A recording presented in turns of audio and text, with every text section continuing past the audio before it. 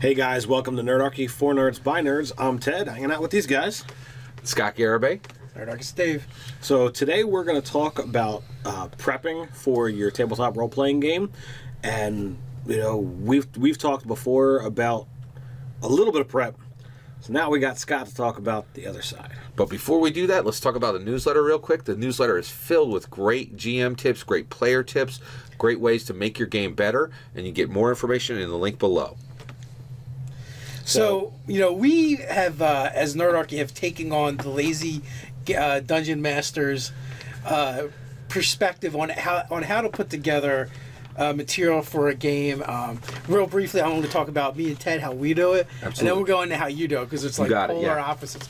I will generally, like the day before, write down a page of notes. And by a page of notes, it could be like 4 lines. Now I've done things where I've spent hours in the past coming up with monsters and coming up with things, and because of, oh, well, this person's not showing, or, this person says, well, I'm going to go in a completely different direction than what I've, planned before, that all my plans are utter trashed or waste of time. So the last several sessions that I've run that people have really liked have been 2 to 3 lines, sentences. It could be, players talk to, this thing happens, and I do a lot of what I run totally improv. There's times that I'll pick a monster totally while the players are talking about, okay, well, they need something to fight. Okay, well, I've got a few ideas. All right, how about this one? Go, and, run the stuff right out of the book.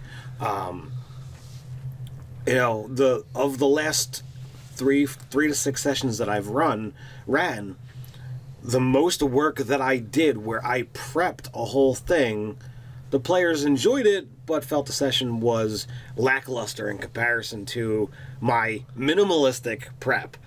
So I was just like, you know what? If I just write nothing, the players will love it. I come to the table with my monster manual stuffed with pieces of paper of things I intend to use. Because I used to write everything down. I used to like module quality, writing of adventures before we would get started. Yeah, Dave would totally pull out the notebook where he would back in the day, flavor text, when he would read. Okay, all right. As you descend the mountaintop, blah blah blah blah blah. This happens here, and the howling wind, chills you to the core. And he'd read it. It's not like it's something that's memorized. Now I do flavor text if the inspiration's there. Yeah, so you just impromptu it instead of having it written out. And the other thing too is, like, I will never ever again write out overarching sweeping campaigns. Right, absolutely. Got to get away with that. Yeah. Because it always gets wrecked or ruined, or Absolutely. It doesn't go that long, and it becomes like a time sink that you don't get to use. I feel like there's definitely better places to spend your time, and Nerdarchy will actually do more videos on actually if you're going to sink time in the prep where we feel you should be sinking it, and it's not the overarching campaigns, and it's actually not the adventure you're running tonight. There's other ways that you can work on things that will allow you to cheat like a pro, But for the most part, like even when we did Philly Games Con, we ran some games. I had one game where I did actually have a page or 2 written out. Not nearly like as extensive as some other people do, but I showed up, got my players. They had their characters to pick from. They had their factions that they're going to be involved with for that particular game. Open up my notebook and I cannot find that page. It was in a different notebook. So I completely ran at the convention a game for like 6 strangers on the fly. Wow. And everyone seemed to enjoy the game and had fun. Yeah, and, definitely. I made it work for the time allotted, and it was a good time. That is good. So I will jump into my prep, and I appreciate you guys asking me. And I thought, I just prep for my game, and I realized the more I thought about it, I have an incredibly intricate system for prepping. And so let's get into it. So the first part of it, this is weird. Nobody expected this video to go this way, but in order to show you my process, everybody has to look at Scott Garabay's butt now. So, so basically, in my right pocket, in my back, in my right pocket, which I grab with my right hand, this is the most important part of my process. We're letting the camera catch up there. Yeah. So this is the most important part of my process. Is this pen and all of this? I could not believe how intricate my process is. This is a pen that you get at the dollar store. It is an R2 and is a Chinese knockoff of a Pilot pen. And I love them. They bleed like crazy. They're really thick. They're really dark. It's the only pen I use. You get them $2 for $1 at the dollar store. They have them in black and blue only, and they are the best. And the reason why is they're super good, but they're cheap. So if you lose them, you don't care. And so all right, great. Guys, you have step one to prepping like Scott Garabay. Exactly. Here's the next one. It is a regular piece of paper. Anything white. Special about that paper? So actually, 8.5 by 11. Yeah, it is 8.5 by 11. No lines, blank. It's the same stuff you would use on a regular printer, right? And the reason why I do that is you can get it anywhere, right? So I am always a hand's breadth away. All I need to prep is a piece of paper and a pen. But we're going to get there because it's actually pretty high tech by the time I'm done. Now the reason why I showed you this is in my right pocket is part of this is my wife is part of the Garabay prepping process. So my wife is a stay-at-home mom. We have 4 kids. She loves me very much, and here's the craziness of what it takes to be Scott Garabay's wife, right? So I keep these in my right pocket. If it's in my right pocket, she's like, that's treasured gold. I need to put this on top of the dryer, and then she brings it up and says, here's your notes. Anything in my left pocket is trash. Gets washed. She throws it out before, so she checks my pockets before. So my notes are literally preserved by my wife, which is, I had forgotten that like part of my D&D process involves my wife's love for me. Not washing your notes. my wife's love for me, which is just crazy. So this pen is really important, and I'm going to talk a little bit. This is more important than I thought. So it's all like folded, right? So it just goes right into your pocket. It's super easy. So you fold it 4 times to make 8 little squares. Exactly. And then one of the things I do is wherever I'm at, right? I'll do this and I'll just take out my pen and I'll write, right? Now here's why this is important. I own a beautiful smartphone, right? This is much better. And the reason why is if I'm talking to you or if I'm at work and you say, and I take this out, people think I'm playing Candy Crush. When I take this out and I start taking notes and I'm writing notes about a dragonborn sorcerer with an urchin background, they think he is listening to every word I'm saying and writing down everything he hears. Oh, that's beautiful. That's important. Like, you can take notes anywhere and people think that's an intelligent person who's taking notes and paying attention, right? So it's important. Why his mind is in D&D land. Exactly. And it means I could take notes and I could prep anywhere. So my system is prep on the go, right? The other thing I do is I'll take these, and one of the things I'll do is I'll fold it like this, right? Take my camera and go boop, boop, and then I'll shot those. Now the only reason I do that is because they're always around. In case your wife doesn't do her job. Right, exactly. Or in case I want to go back and I want to see him months and months later, it's a lot more organized, right? So that's another thing. Is the other thing that's great about this is if I've been working all week and I need to run for you guys on a Saturday, so it goes further, and I'll actually show this. So one, I write notes for multiple different systems all on one piece of paper, and they all have their own little segment, right? Which is great. So and it's really nice. And I can, and then I'll grab that data out. So what I'll do is I'll keep this piece of paper, and if I don't have time, I won't get to my computer segment, and I can run a game right off of my notes. But if I have time, the second section is I take my computer, I use multiple monitors, I sit down, I take my piece of paper, I put it down, I put Hulu up on this screen, and I put a word processor on this screen, and Netflix or whatever I want to watch. I bang in all the concepts and type it all out, and then at that point I shut down my other content, I focus, and I just work with the content, and I think, okay, how am I going to move this around? And I'll literally like move characters and concepts around. So I can do exactly what you're saying. I can run on the fly off of this piece of paper, or I can even go to the point where I go all the way up to it's totally prepped, And I've even started a new things, and you guys saw this in the Star Wars game, where I take my notes and I print each segment as big as I can, and I literally hand these out to the players and I say, here's an idea, here's an idea, here's an idea, here's a concept, here's a character, here's a piece of equipment, and these are all populating your world, and they're like tags, and I literally physically hand them out by paper. So that's another one way that I go. And so that's all part of the process.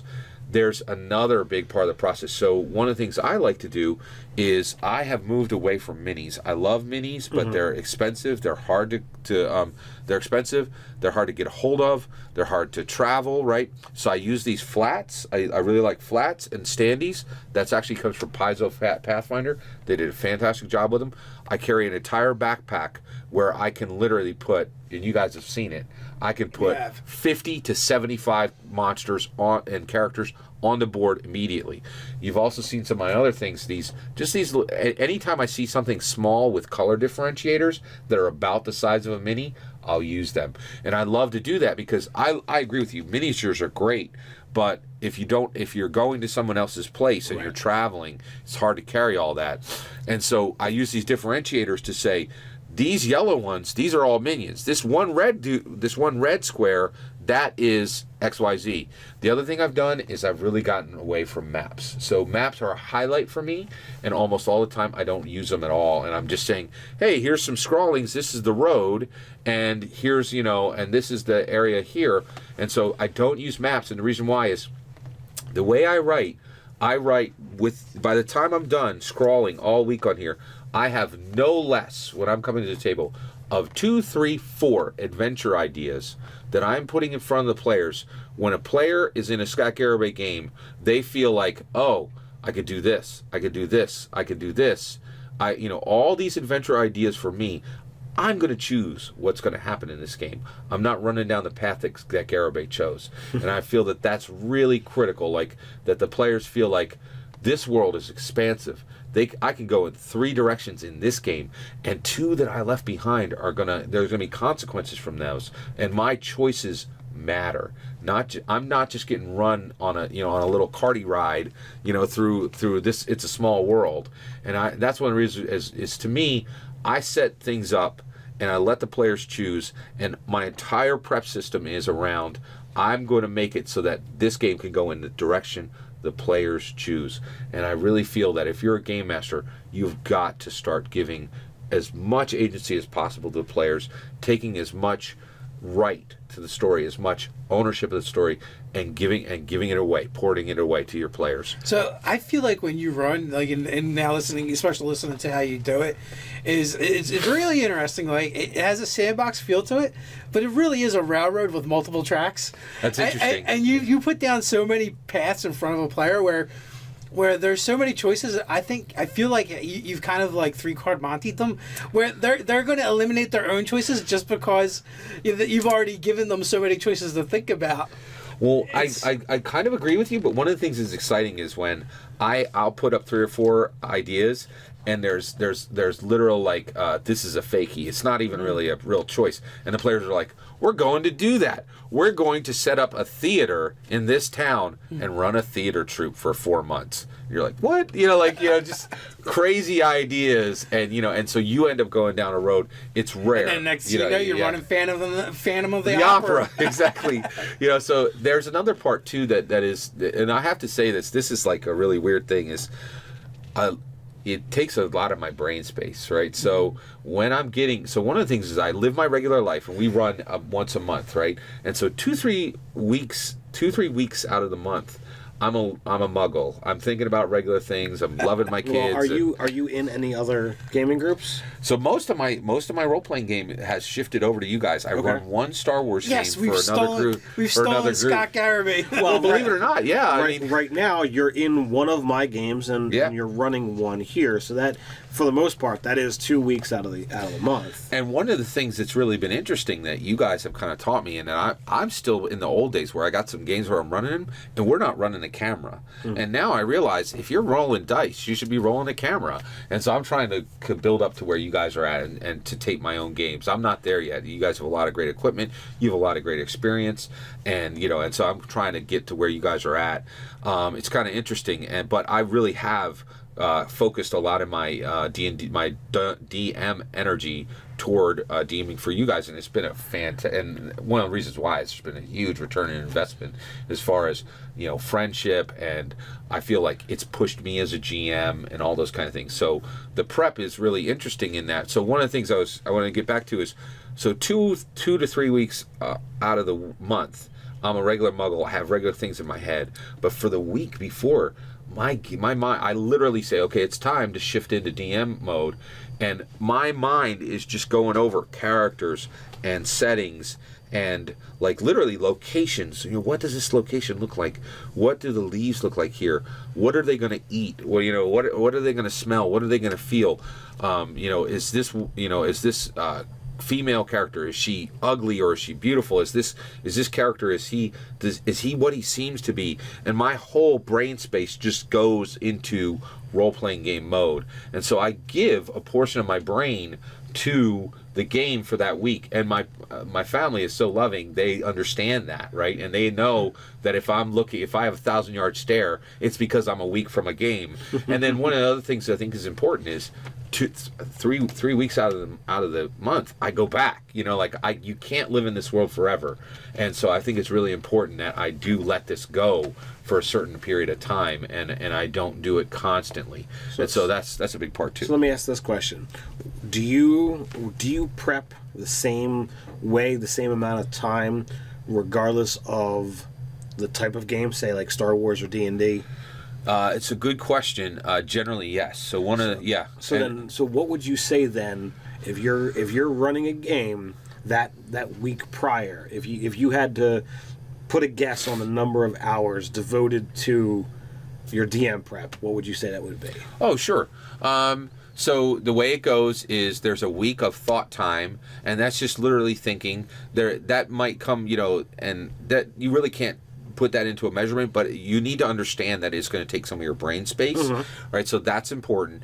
And then the other issue is, I would say I put an hour to 2 hours on the Sunday. So let's say the game's on Saturday. Sunday to Wednesday, I put an hour or two in writing notes, getting my notes organized, and actually on the computer working. Okay, so Sunday, Monday, Tuesday, Wednesday. And it's more of like the mechanics. Yeah, mechanics.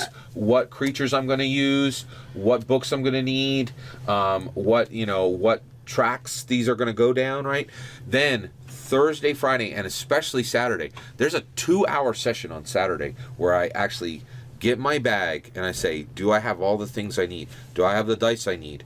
Do I have the flats I need? Do I have the differentiator pieces that I need? Am I gonna use a map?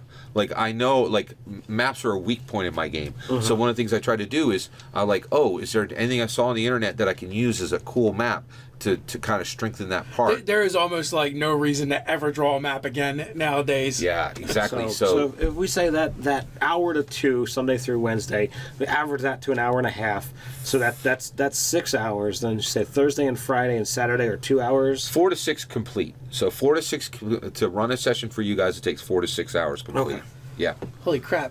You're almost doing an hour to an hour and 15 for every hour of play. That's true. Yeah. Now I will say this. But you also end up with a lot of material to use for the following sessions as well. Oh yeah, absolutely. Although a lot of stuff ends up on the cutting room floor and is never used. And that's the thing that I as a DM have moved away from, because I don't want to leave anything on the cutting room floor.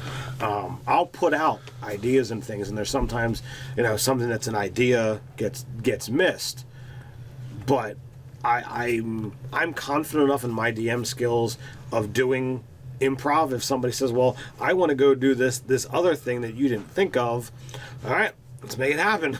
Yeah. And you just go. Well, not everybody can do that. I know Scott can. I've seen him do it in a game. Like, for instance, like the Star Wars game we just ran, without giving away the specifics, I decided to pull kind of like a wild card move, and I was like, I'm going to get him. Like, you ever do that? You're like, I'm going to get the DM on this one, right? And he's like, and I'm like, well, I'm going to totally blackmail this guy. He just gave me the information to do it.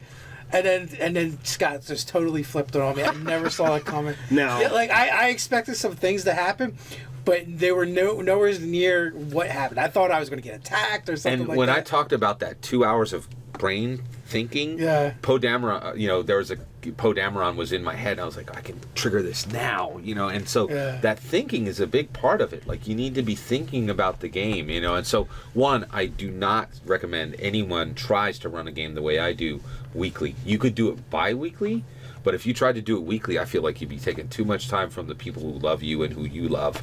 It would be too much, and that's one of the reasons why I do try to make sure I'm gaming the right amount. I think that's part of the hobby too. You're running it. Right, I'm running the right amount, and that's one of the reasons why I've given up some of my other games to make sure that the content for Nerdarchy is high, and so that's a big part. Is just that prep part is interesting, and it took me a while to just think about that. The other thing though is 4 to 6 hours of prep time for a 4 to 6 hour game. That's almost a 1-to-1 relationship. Yeah. The one thing is that this is my number one hobby. The only thing that comes close is bicycling. I've really been getting into bicycling pretty. So like that's the other thing is like this is my John. Like this is what I love the most and what I really like. So if you like cycling, do you ever sit there and use the cycling time as think time? Sure, but it's a horrible way to take notes. Yeah. I myself enjoy cycling, and years ago I used to be a runner. Age and whatnot have kind of stopped me from running these days, but like I know that back in the time when I used to do that kind of stuff, like your mind can get to a point where you've got like whatever you want to think about it.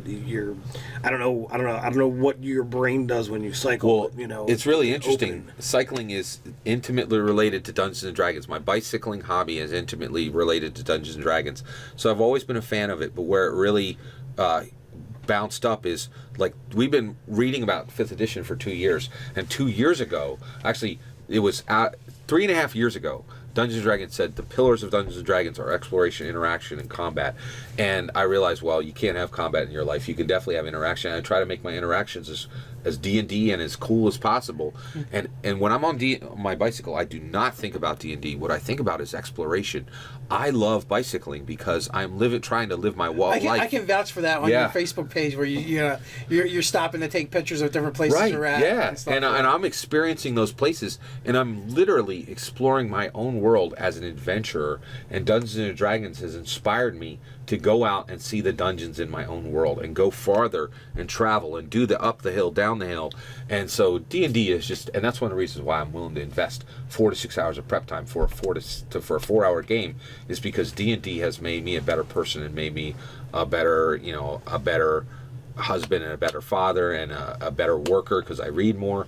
And so I think that's another, is bicycling is part of an extension of my Dungeons and Dragons hobby. I used to do mountain biking through the Pine Barrens in New Jersey, and definitely there's some hills and some stuff.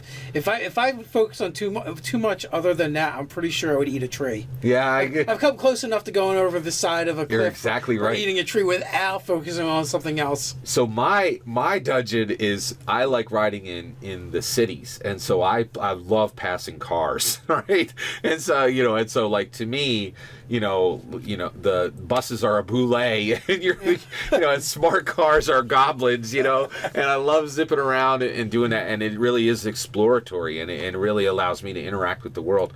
And I loved how 5th edition said the world is exploration and interaction and combat. I wish we could get into more combat in life, but there's just no feasible way to do that. I can introduce you to my friend Larry Rivera, who is a Kung Fu master, and also if Todd Wash, who games with us, another Kung Fu master. And if you were looking to go in another direction, I can introduce you to a group of guys who I have learned sword combat. Yeah, that's true. Yeah, so I think that's the one area that I need to kind of break in. I will say this though, that is one thing is I am so full up from D&D and from my bicycling hobby. And then the other thing is I'm blessed to have a wife and 4 kids, and I really am, as much as possible, trying to give back to them. I've also tried to share the hobby with my kids and with my wife, and it really hasn't stuck. Like, none of them really dig it. But the one thing that's great, and that I really am very fortunate, is their love for me has really expanded to a wonderful tolerance and even a sense of goodwill for the game. I think they understand how much of a better person the game has made me, I feel. So yeah, so I think that's the core of my prep. And just the other thing is there's this, I'll say there's this part where I, put on Hulu or Netflix or whatever, and I have all my books around me and all my flats around me. I have so much stuff at home, and I'm building a kit to take for that game. And there's printing, and there's getting that backpack together and like packing for the game to go, and that's kind of a big part, and it's kind of enjoyable. It's like a little zen moment for me. So I 100% appreciate the effort you put in the game. Thank you. I like playing. I enjoy playing in your games. Sometimes your style's a little different than ours, but I like the diversity at our table, and that creates in those moments. And even though it's different than I would do it, like I can completely. I've done it before. I know it. I know the amount of work you're putting into the game. Thanks. And I 100% appreciate the fact you do that for us. Thank you. And that's great. Or other times too online you see other people that like build dungeon terrains and stuff like that. Yeah, and I'm like, exactly. I could never do that. Right. For lack of desire and ability. But I was like, oh my god, it'd be amazing to play in that game. They actually build 3-dimensional dioramas for their players. Exactly, yeah. It's really awesome. So, as a minimalist DM, I can totally appreciate you guys that go all out, for your players and the love of the game. It's amazing. And I think it's great. Dave says the same thing that I feel. I'm everything he just said, say it again with my voice. Well, I appreciate that. Thank you. And one of the things I think is great is I love that there are different GMs approaching this in different ways. Mm-hmm. And the Griffin Gap game has really been special. One of the things I loved about the Dungeons & Dragons 5th edition Griffin Gap, the game that you played, that you run, was when we saw Ryan's character ascendant as the mayor, when we got, complete story arcs, and also I really liked seeing you manage all those numbers of players, and so like you have 4, 6 players all at once, and at its biggest, we had 9 people at nine players at the table. And so one of the things I really like about that is just your courage that you're not daunted by a large number of players, and also you're saying this game is special, and my game will fill the excitement time and keep the attention of all these players, and it does, and it's really nice. Thank you. I appreciate our that. largest table ever to record is 14. Yeah, that's a lot of players. Yeah, it's cool, and it's just really nice. And the other thing that I love sitting at your game about too is taking things away. And so the way you've handled inspiration, I think was better than mine. The other thing is I really like how it's an entirely new mechanic, and as the edition is getting more common or more played, there's DMs who aren't used to handing out the little bennies, as some might call them. It's like I forget to do it all the time, and I've been called on it a couple of times, and it's like, oh, you're totally right. So like it's technically supposed, like by raw, it's supposed to be when somebody comes up with when something happens that goes against their flaws, bonds, ideals. That's when it's supposed to come up. And most of the time, they're usually given out when somebody has a really good idea or some really good role playing. So as long as there's some kind of Benny system happening, I'm cool with it. And I've gotten the chits that I have over here that it's like, hey, these things can be a good idea for letting there be a physical representation of, hey, here's this thing, it's now sitting in front of you, and it can go back and forth. Yeah. Similar in the Star Wars game where you've got the light and the dark side that flips. The DM doesn't have them to spend other than to give them to the players. But by having something in front of me as a physical representation, it's like, oh, well, here's my reminder. So as part of my not prep, but literally when I'm preparing the DM station, if you will, which is literally right where we are right now. Yeah. You pull out the screen, you pull out your notebook, you pull out your dice, you pull out your pen, you pull out the chits. All right, now I'm set to go. I've been the worst when it comes to that, and I saw these gold coins laying around Ted's basement. I'm like, can I use these? I just need to stick something in front of me to see.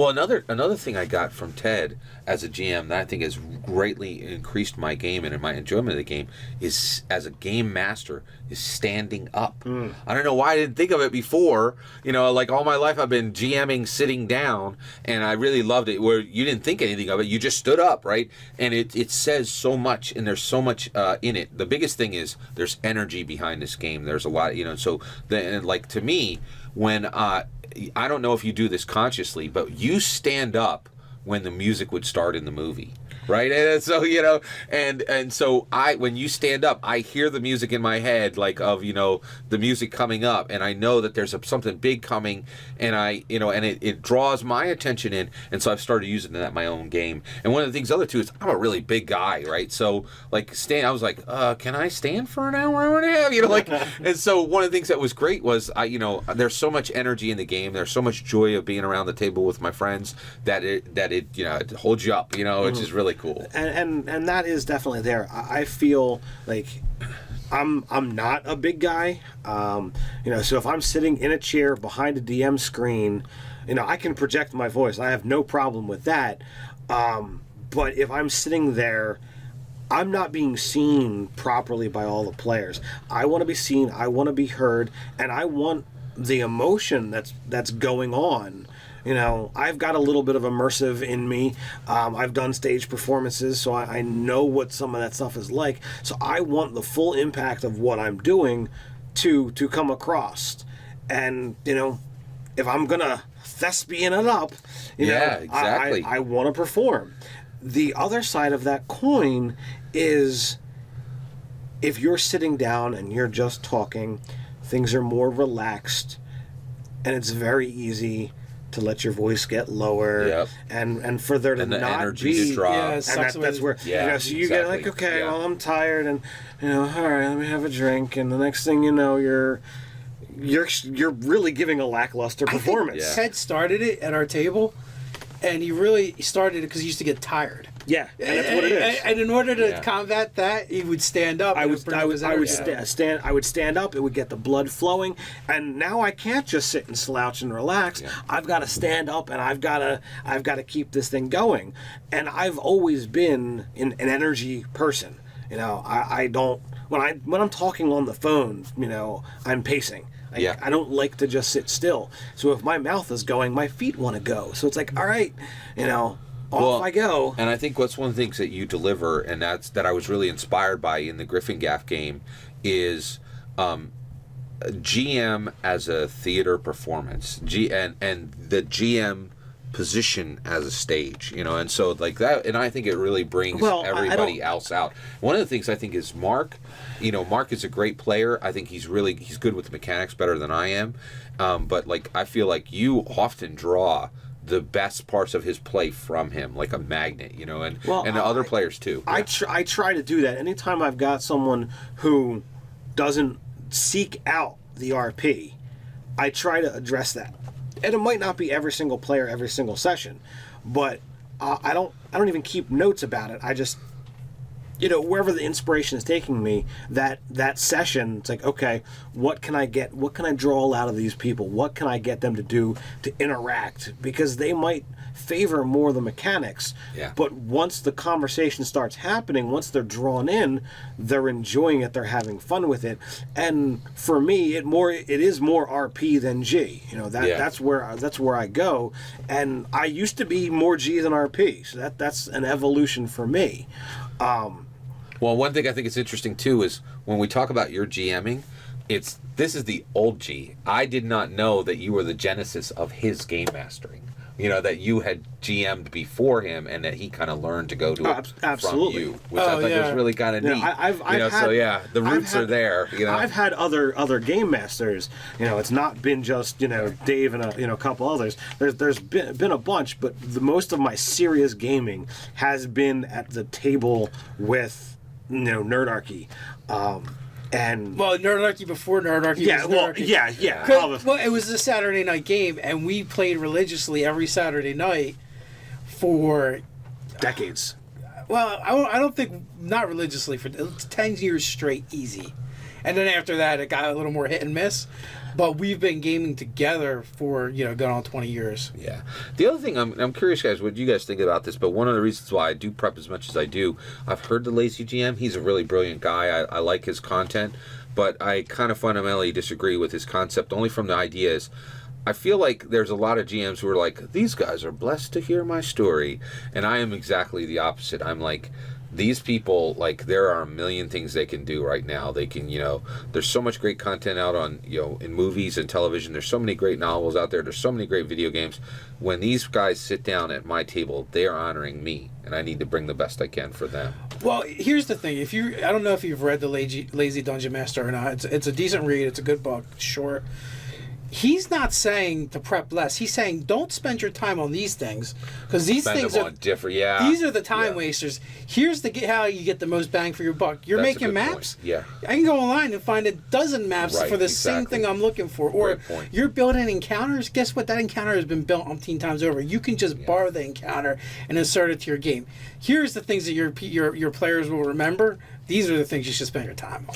So actually, my interaction with the Lazy GM, I have not read his book, but I've read tons of his blog posts. And he's a participant on the Tome Show, which is a great Dungeons and Dragons podcast out there. If anybody's out there enjoys podcasts, it's really good. And I've got to hear like literally dozens and dozens of hours his take on gaming. So he's an interesting guy. I also think it's really interesting how like a lot of these RPG industry guys who are around the RPG industry or within. You can read their books, you can listen to their podcasts, you can read their blogs. There's a million different takes, how you can interact with a person now. It's kind of interesting. So, a couple points. One, you had said that, the GM center is the stage.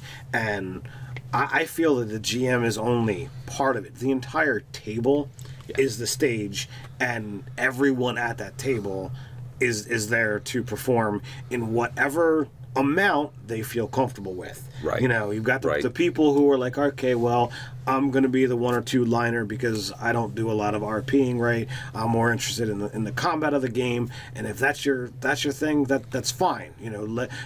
Maybe the DM can get you to be more descriptive of how you did that maneuver in combat and slowly bring about more RP that way. And the second thing is, you've talked about the different things that you've learned from my particular style.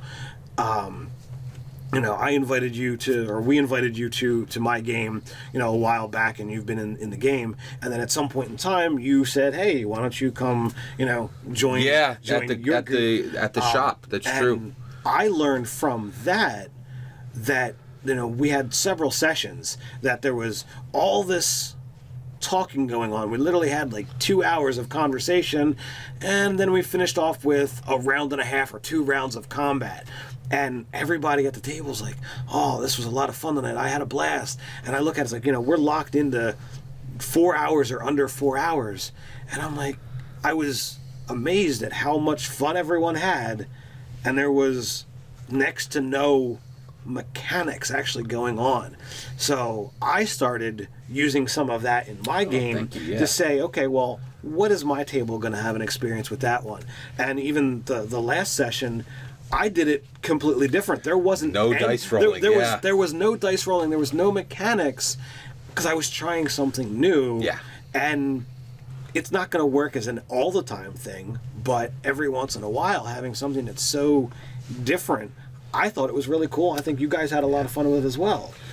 And I think that's one of the great things is, if you're GMing, do your best, and definitely if you're GM, play. If you're out there and you're just GMing and you're not playing, you're making a mistake. You need to see how other GMs are doing it, and in order to make yourself a better GM. And I think I've gotten a lot of. I think a lot of times that's not by choice, though. Maybe you're right. There are some groups that they don't. No one will run. They're not as blessed as we are to have so many people willing and having so many people to draw from. I mean, right now, Heather's game sadly, isn't continuing, but with we got 2 sessions. Three. You're right. You're right. Yeah. But with see, if that had been me, that campaign arc would be done. But with the 3 groups we have running right now, that's over 20 people that we're gaming with. Yeah. Or that I'm gaming with. So it's really nice to be able to have that as a possibility, and to know that out of those 20 people, at least half of them could really step up into the DM's chair if really asked to. Yeah, it's a good point. Maybe a third. Yeah, agreed. I think, Yeah, it is some hard. people are just players, Right, that's true. And that's fine. And some people are going to be just that. But we've gotten way off of prepping. That's true. About 20 minutes ago. Yeah. And to keep this video under 2 hours, I'm going to say, you guys, you let us know your best prepping tactics and secrets in the comments below. What do you think about me, Ted's, and Scott's methods of prepping? Or comment on any of the things we've just talked about for the past 2 hours. While you're at it, like, share, and subscribe. You can head over to Facebook and check out some funny memes there. Till next time. Stay nerdy. preppy.